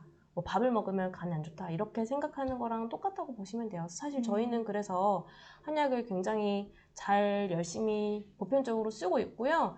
이게 안 좋으면 저희가 먹진 않겠죠. 저는 한약을 거의 매일 먹고요. 저희 아들, 딸도 매일매일 먹고 있습니다. 저희 남편도 그렇고 뭐 주변 가족들이 아프다고 하면 다 한약으로 처방을 하고 있는데 좋지 않으면 저희가 먹지 않겠죠. 그래서 어쨌든 간에 대한 걱정 안 하셨으면 좋겠고 근데 이런 한약이 예로부터 아까 말씀드렸던 불면증과 화병이랑 마찬가지로 황달과 피로감에도 한약 치료를 많이 했었었잖아요. 네. 네, 맞아요. 그래서 예전부터 뭐 황달이 있다든지 그렇죠. 아니면 피로감이 있다든지 이럴 때는 한의원에 찾아가서 한약 짓고 이랬던 것처럼 사실 간 기능 회복에 한약이 주는 효과가 있기 때문에 간 때문에 공복기때 안 잡히는 경우에도 한약 치료를 고민하시면 좋겠습니다. 네, 맞습니다. 그래서 예전에 이제 보시면 뭐 한약에 좋은 그 간에 좋은 뭐 음식이 어디 있냐, 한약재가 어디 있냐 이렇게 말씀도 있으시고 또 한약은 또 언제까지 복용을 해야 되냐, 한약은 전혀 손상이 없냐, 계중에 따라 있을 수는 있겠죠. 아까 말씀했던 0.6% 있다고 했잖아요. 그런데 이제 간에 무리가 없게끔 처방을 받으셔야 되겠고요. 여러분께서 뭐 좋다는 약재 이렇게 막 짬뽕해서 끓여 드시는 거는 오히려 좋지 못할 수는 있어요. 왜냐하면 그거는 전문 의학 지식도 없을 뿐더러 약성에 그 이해가 없으시면 진짜로 실제로 독이 될 수도 있겠죠. 그래서 한약이라고 해도 개개인의 증상과 필요한 시에 드시면 좋겠습니다. 저는 뭐 저 같은 경우도 사실 평생 한약을 복용할 생각이긴 한데 몸이 안 좋거나 내가 불편하거나 그러면은 한약을 복용하면서 이제 기운을 맞춰야 되잖아요. 그래서 복용할 거긴 한데 그래도 뭐 까먹을 때도 있고 안 먹을 수도 있고 뭐 자유롭게 하시면 된다고 봅니다. 거의 음식하고 비슷하다. 내가 밥을 먹는 거하고 비슷한 정도라고 보시면 되시겠고, 뭐 예로부터 이제 한약의 처방에 대해서도 많아요. 황달은 거의 간 기능의 최악의 상태에서 나타날 수 있는 증상이 황달이잖아요. 그것도 이제 한약으로 치료했던 임상례도 많고요.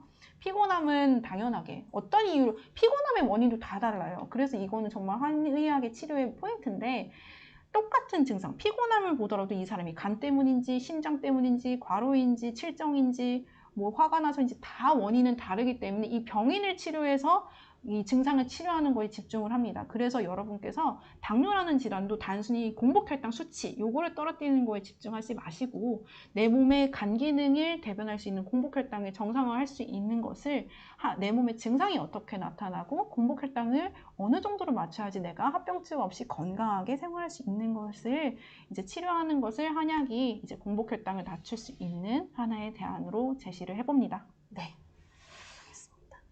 벌써 끝났나요? 9시가 넘었네요, 원장님. 네. 알겠습니다. 저희가 이제 마무리를 할 건데요. 질의응답 시간을 가지도록 하겠습니다. 몇 분만 좀 질의응답 시간 가지려고 하는데요. 네, 제가 좀 중요하다고 생각되는 게 있었어요. 내가 50견이 있으신데 이걸로도 스트레스를 받아서 혈당이 높아질 수 있나요? 라고 물어보시는 분이 계셨어요. 당연하죠. 실제 있습니다. 그럼요.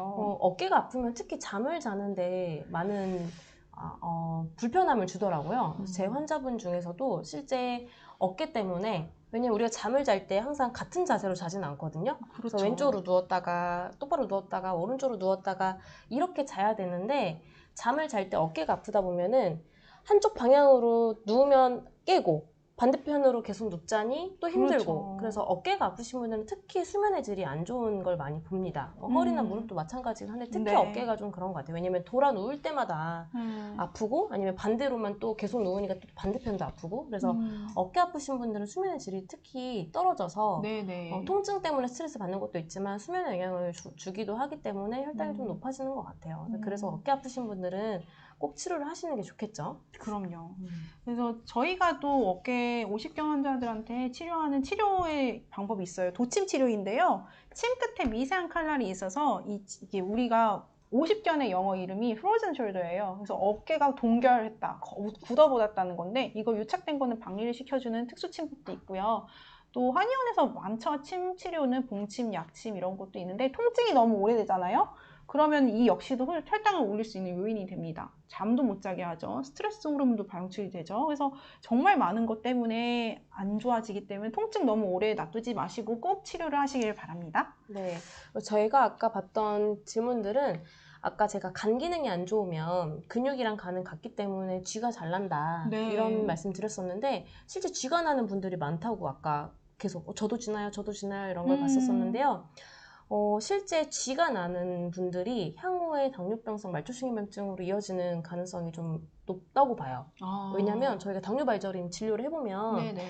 발저림 언제부터 생겼어요? 라고 하면 언제부터 생겼어요? 라고 얘기하는데 그 전에 쥐 나는 거 있었나요? 라고 물어보면 대부분 쥐 나는 게 있었다고 얘기를 하거든요. 네. 실제 쥐가 난 분들이 쥐는 없어졌는데 발저림, 저리고 찌릿찌릿함이 시작이 되는 분들이 꽤 많더라고요. 그래서 쥐가 나는 거는 향후에 당뇨병성 말초신경염증으로 이어질 수 있다라는 점을 좀 생각하셨으면 좋겠고, 두 번째가 그런 분들은 실제 간 기능이 좋지 않은 거예요. 그렇죠. 쥐가 난다는 거는 간 문제입니다. 한의학에서는 간을 문제로 봐요. 그래서 실제 간 관련된 혈자리들을 손발에 넣기도 하고, 아니면 간을 좋게 해주는 한약을 쓰기도 하는데 실제 간이 좋아지면 쥐가 좀 덜 나거든요.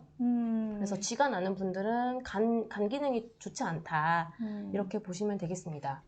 네, 또 다른 질문 있었나요, 원장님? 지방간에 대해서 질문이 몇 분이 있으셨어요. 지방간을 빼려면 어떻게 해야 되나요? 라는 질문에 대해서 답변을 드리자면, 지방간이라는 건 결국에는 지방이 너무 이렇게 축적이 돼서 포도당을 많이 먹고 탄수화물을 많이 먹거나 지방을 많이 먹었을 때 내장 비만이 생길 수가 있고 이제 축적이 되는데, 이 내장 비만이 간으로 이제 지방이 간에서 이제 재대사를 잘 해줘야 되는데 못하고 이제 흘러 넘치는 거예요, 반 밖으로.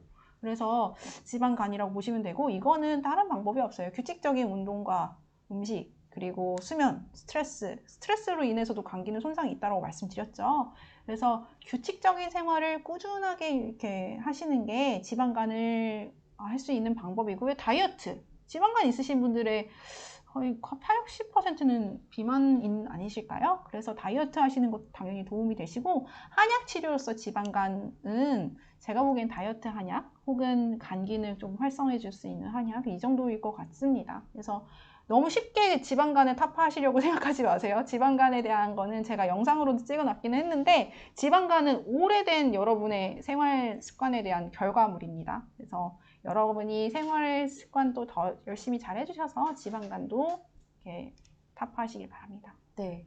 아까 제가 쥐 얘기를 하니까 어떤 분이 당뇨가 없는 아이가 자꾸 다리에 쥐가 난대요. 근데 제가 최근에 어떤 분을 치료를 하고 있는데 그분이 혈당이 좀 쉽게 좀 잘 안 잡혀요. 간을 좋게 해주는 한약을 치료하다 보니까 어깨 이런 데는 좋아졌는데 혈당이 좀 잘 쉽게 안 잡혀서 면밀하게 또 문진을 해보니까 초등학교 때부터 쥐가 났었대요. 초등학생 때부터 쥐가 너무너무 자주 나서 자다가도 몇 번씩 쥐가 났고, 그래서 가족들이 같이 자다가 다리도 주물러주고 했어야 했는데 그게 초등학생 때부터 이어져서 한 성인이 돼서까지도 좀 이어졌다 하더라고요. 근데 그분의 딸이 당뇨가 당연히 없겠죠.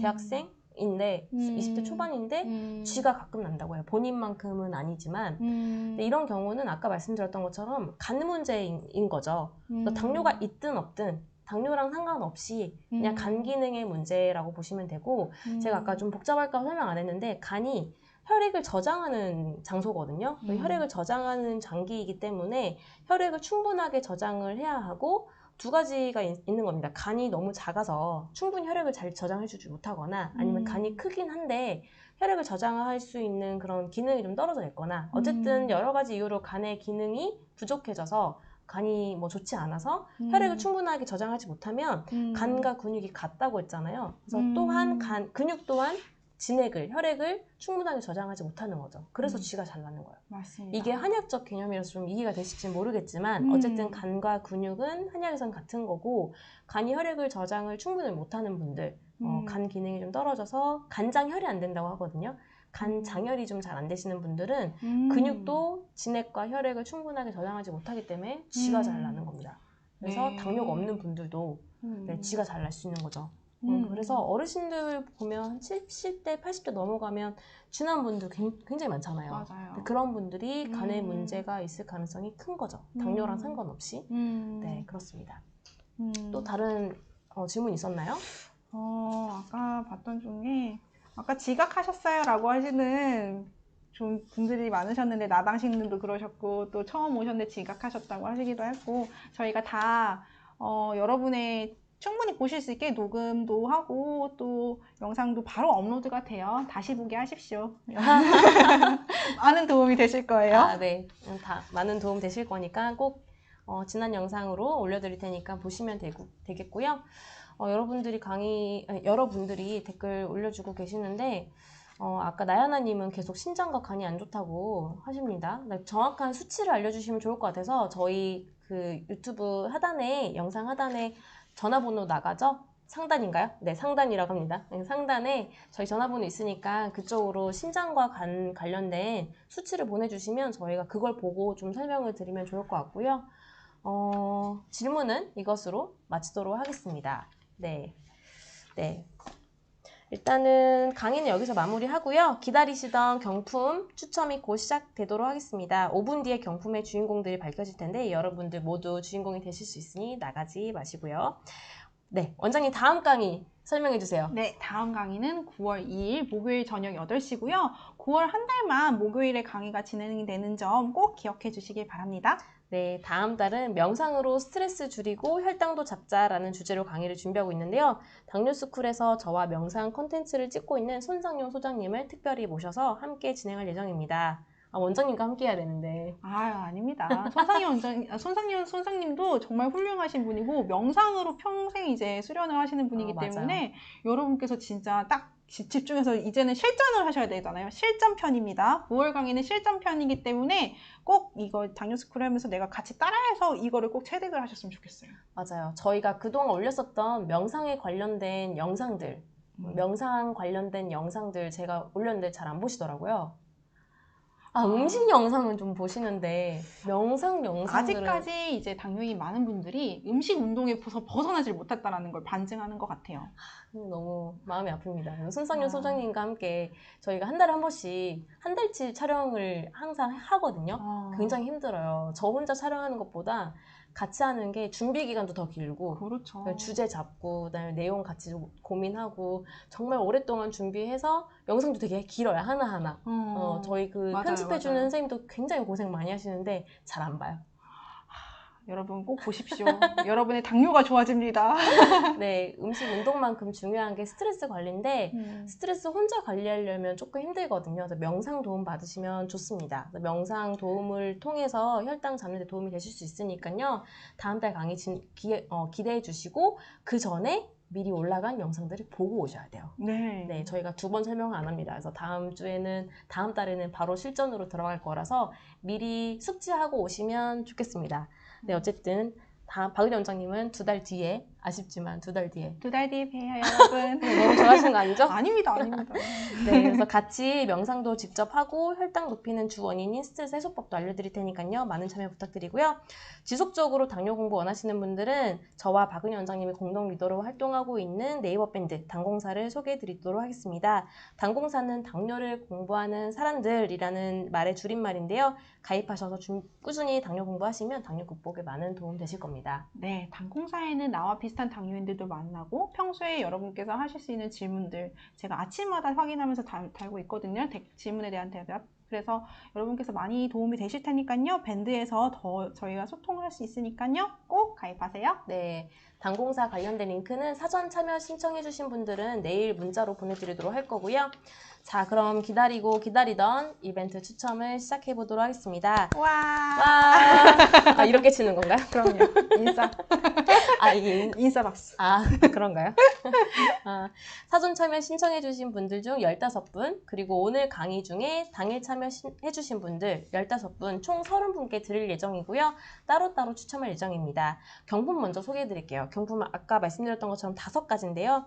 먼저 저와 박은희 원장님을 포함한 당번무료진이 출간한 책, 마른 당뇨 치료법은 따로 있다. 짜잔! 책 받으실 분 네, 추첨할 거고요. 네. 마른 당뇨와 비만 당뇨로 구분한 당뇨 치료 이야기가 가득 담겨 있습니다. 네. 8분께 드리도록 하겠습니다. 다음으로는 연세 생활 건강이 만든 세브란스 케어 활력 단백질입니다. 단백질, 프리바이오틱스, 비타민까지 한꺼번에 섭취 가능한 건기식이라고 하니까요. 많은 분들께 추천드리고요. 4분께 드리도록 하겠습니다. 와. 네, 다음으로는 당뇨인들의 식이를 연구하는 닥터키친 제품입니다. 닥터키친에서 이번에 또 협찬을 좀 해주셨는데요. 야채솥밥 3종 세트를 각각 3분께 드리도록 하겠습니다. 와. 맛도 영양도 훌륭한 제품이죠. 다음으로는 견과류 및 씨앗 7종으로 채우고 대체 감미료로 맛을 살린 당뇨인을 위한 간식 푸드스토리 5.6 무가당 너츠바입니다. 너츠바와의 인연은 한 3년 정도 된 것 같아요. 오. 저희 3년 전에 당뇨박스 했었는데 그때 후원해 주셨었거든요. 굉장히 고마운 곳입니다. 6분께 드리도록 하겠습니다. 마지막으로는 잡곡에 함유된 당질을 취사 과정에서 최대 33%까지 절감시켜주는 저당밥솥 당비움입니다. 당비움. 밥솥이죠. 당을 빼주는 저희와 제휴맺은 기업에서 직접 제작했다고 하고요. 6분께 드리도록 하겠습니다. 와. 네, 각 제품에 대한 상세한 설명이나 구매 링크는 하단 설명란을 참고해 주시면 되겠고요. 자, 이제 뽑도록 하겠습니다. 네. 네, 저랑 박은희 원장님이 같이 뽑을 거고요. 원장님이 뽑아주시면 될 것 같아요. 네. 제가 여러분의 경품에 대해서 운명이 담겨있네요, 지금. 그럼요. 나가시면 안 됩니다. 먼저 제가 아직 말 안 했어요. 알겠습니다.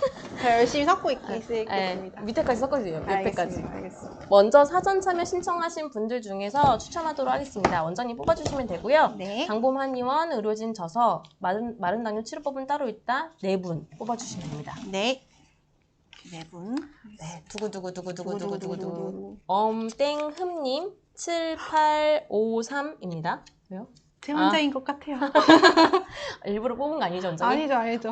땡흠님 7853입니다. 네. 홍땡택님, 아닐 수도 있잖아요. 전화번호 맞아요? 맞을 것 같아요. 0480 축하드립니다. 축하드립니다. 네, 제땡호님 6686 축하드립니다. 그다음에 인땡덕님 2005 축하드립니다.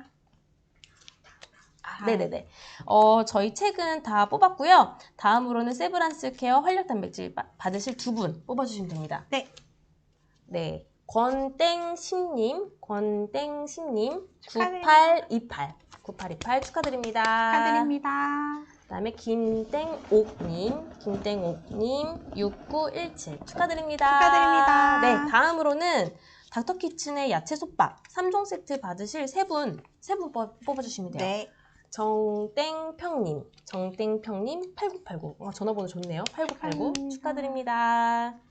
조땡숙님 2961 축하드립니다. 다음에 윤땡님 외자신가봐요. 윤땡님 9879 축하드립니다. 네, 다음으로는 무가당 너츠바 받으실 3분 뽑아주시면 됩니다. 짜잔. 네, 황땡원님, 8527 축하드립니다. 축하드립니다. 네. 그다음에 헛땡식님, 0596 축하드립니다. 축하드립니다. 송땡성님, 1661. 저희 당뇨 대표번호 1661에 오. 3776 제가 외웠거든요. 1661. 네. 161. 저희만 아는 개그인 거 같아요. 우와. 네. 마지막으로 11만 원 상당의 저당밥솥 당비움을 받으실 3분 뽑아주시면 됩니다. 3분. 세 분이요? 네, 저당밥솥. 누구. 이걸로 밥 지으면 네, 당질이 빠진대요. 이땡교님 9338 축하드립니다. 네, 그 다음에 이땡희님 8281 축하드립니다. 축하드립니다. 마지막. 네, 이땡만님 제 환자분이실 수도 있을 것 같아요. 제 완전. 아니요, 그분은 네. 원장님 환자. 그 글자가 다르잖아요. 네네. 이땡만님 제 환자분이실 것 같아요. 5533 축하드립니다. 축하드립니다. 네, 이렇게 해서 저희가 사전 참여 신청해주신 분들 중에 추첨은 다 끝났고요. 이제 댓글로 당일 참여하신 분들 중에서 추첨하도록 하겠습니다. 여기 계신 분들 중에 당첨되신 분들 있으신가요? 있었나요? 저희가 뽑느라 못 봐가지고. 봤었네요, 원장님? 없었어요. 오늘 없었어요? 홍땡택님도 안 들어오셔가지고. 그래요? 항상 이렇게 댓글 잘 달아주시는 분인데. 아, 아까 그 댓글 이제 올라오는 것 중에 편집장님 너무 고생하세요 뭐 이런 것도 있었어요. 너무 고생이 많으세요 이런 것도 있었어요. 하지만 저희는 기계가 하기 때문에, 프로그램이 하기 때문에 그렇게 하셔도 반영이 안 될 겁니다. 네. 아까 명상 그거에 대한 거에 대해서 편집 진짜 많이 하고 편집자도 고생한다 이러니까 편집자님 너무 고생 많으세요. 제가 열심히 볼게요 이렇게. 네. 화이팅입니다. 네, 꼭 봐주시면 감사하겠습니다. 네. 보고 오셔야 도움 될 거예요. 다음 강의는 실제 실습을 좀 많이 해볼 생각이에요. 왜냐면 대면을 해서 명상을 해보는 것 또한 또 새로운 경험이거든요. 네. 그래서 저희가 실습을 좀 많이 해볼 생각이라서 그러려면 그 전에 저희 영상을 보시고 뭐 단전치기라든지 뭐 혈자리 풀기, 지압 아니면 복식호흡, 뭐 단전호흡 이런 것들을 좀 많이 하고 오시면 실제 좋습니다. 네. 네, 이제 그 다음 추첨을 할 건데요. 강의가 진행되는 동안 8시 30분까지 댓글을 하나라도 달아주신 분들이라면 모두 응모가 이미 되었고요. 댓글에서 아이디를 추출해서 랜덤으로 추첨하는 방식입니다. 좀 공지드릴 게 있는데 당일 참여하신 분들 중에 저희 연락을 기다리시다가 경품을 못 받는 분들이 계신데요. 진짜요? 네, 왜냐면 사전 참여 신청하신 분들은 이런 분들은 저희한테 정보가 있기 때문에 저희가 먼저 연락을 드리고 네네. 경품 당첨되셨다라고 연락을 드릴 수가 있는데 이렇게 댓글 달아주신 분들 중에 이제 뽑히면 저희한테 연락을 주셔야 되는데 오겠지라고 생각하시거나 아니면 모르시거나 하시는 것 같아요. 하하, 불싸. 뭐라고요, 원장님? 불싸. 뭐라고 들으셨나요, 원장님? 네, 그래서 어쨌든 그런 분들은 저희한테 정보를 주셔야 되기 때문에 저희 상단에 전화번호 있죠? 상단 맞나요? 네네. 상단의 전화번호로 저희한테 꼭 연락을 주셔야 됩니다.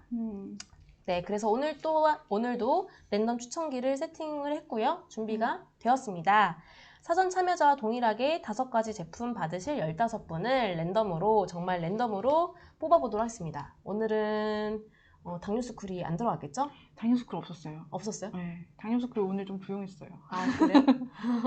이게 댓글을 이런 말 하면 팁일 수 있는데 댓글을 많이 달면 좀 당첨 확률도 높아지는 것 같아요. 당뇨스쿨 지금 2번째 지금 당첨돼가지고 저희가 안 되겠다 이제 그만하시라고. 네, 오늘 댓글 많이 달아주신 분들 중에서 아마 당첨되신 분들 있을 것 같아요. 네. 자, 이제 시작해 보도록 하겠습니다.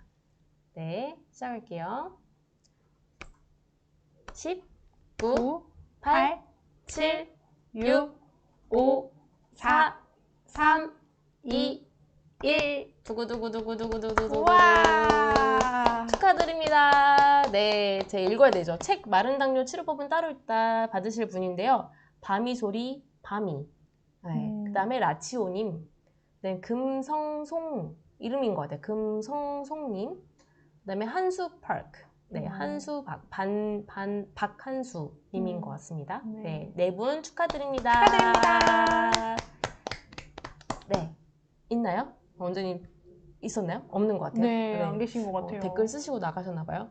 아. 온누리 아이코리아 세브란스 케어 활력 단백질 받으실 두 분이고요. 최희진님, 하영옥님, 네, 축하드립니다. 축하드립니다. 네, 우와. 축하드립니다. 닥터키친 야채솥밥 3종 세트 받으실 세 분 불러드릴게요. 해피베키님 축하드리고요. 이예숙님. 환자. 아, 그러시구나. 오토리님. 우와, 축하드립니다. 축하드립니다. 받으신 분들 자랑해주세요. 나 받았다고 자랑해주세요. 예. 네, 다음으로는 푸드스토리 5.6 무가당 너츠바입니다. 너츠바 받으실 세 분, 배종미님, 김순옥 로사님, 조병란님 축하드립니다. 축하드립니다. 김순옥 노사님 계속 댓글 달아주는데 결국 너츠바 지금 나오실 거예요. 아마. 네. 빨리 자랑하세요. 빨리 네. 나오세요. 축하드립니다. 축하드립니다. 다음으로는 저당밥솥 당비움 받으실 분입니다. KGD님, 그다음 수민님, 송유진님 축하드립니다. 축하드립니다. KGD님도 계속 댓글 달아주신 마른 당뇨인이시고 따님에 대한 얘기도 하셨고 제가 강의하면서도 다 이렇게 봅니다, 여러분. KGD님 제가 되게 많이 하죠. KGD님도 아마 나오실 때가 됐는데 나가셨나요? 그러니까요. 다들 말씀이 없으셨어요. 그러니까요. 오늘은. 네. 모두 축하드립니다. 축하드립니다. 네. 놓치신 분들은 강의가 종료된 후에 화면에서 확인 가능하시니까요. 그때 다시 한번 확인해 주시고요. 이벤트 추첨 당첨자 경품 수령 방법 안내해 드리도록 하겠습니다. 사전 참여 신청하신 분들은 신청하실 때 기재해 주신 연락처로 내일 저희가 연락드릴 거고요. 당일 참여 신청하신 분들은 저희 쪽으로 정보를 보내주셔야 합니다. 화면에 보이시는 핸드폰 번호로 성함, 연락처, 주소, 유튜브 아이디 꼭 보내주시면 되고요. 그래야 저희가 상품을 보내드릴 수 있습니다. 돌아오는 일요일, 이번 주 일요일 8일까지 보내주신 분들에 한해서 상품을 보내드릴 예정이니 잊지 말고 바로바로 문자 보내주시면 좋겠습니다. 네, 여러분 이번 달 강의도 이렇게 마쳤네요. 네. 시간이 너무 금방 가죠? 그러니까요.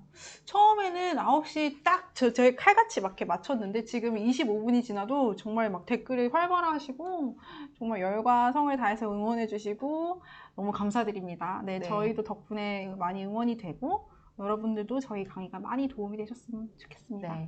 네, 저희는 앞으로도 당뇨 환자분들을 위한 500만 당뇨인들을 위해 좋은 정보와 교육으로 보답하도록 하겠습니다. 시청해주셔서 감사합니다. 감사합니다. 다음 달에 만나요. 또 만나요. 원장님은 2달 뒤에 만나요. 2달 뒤에 만나요.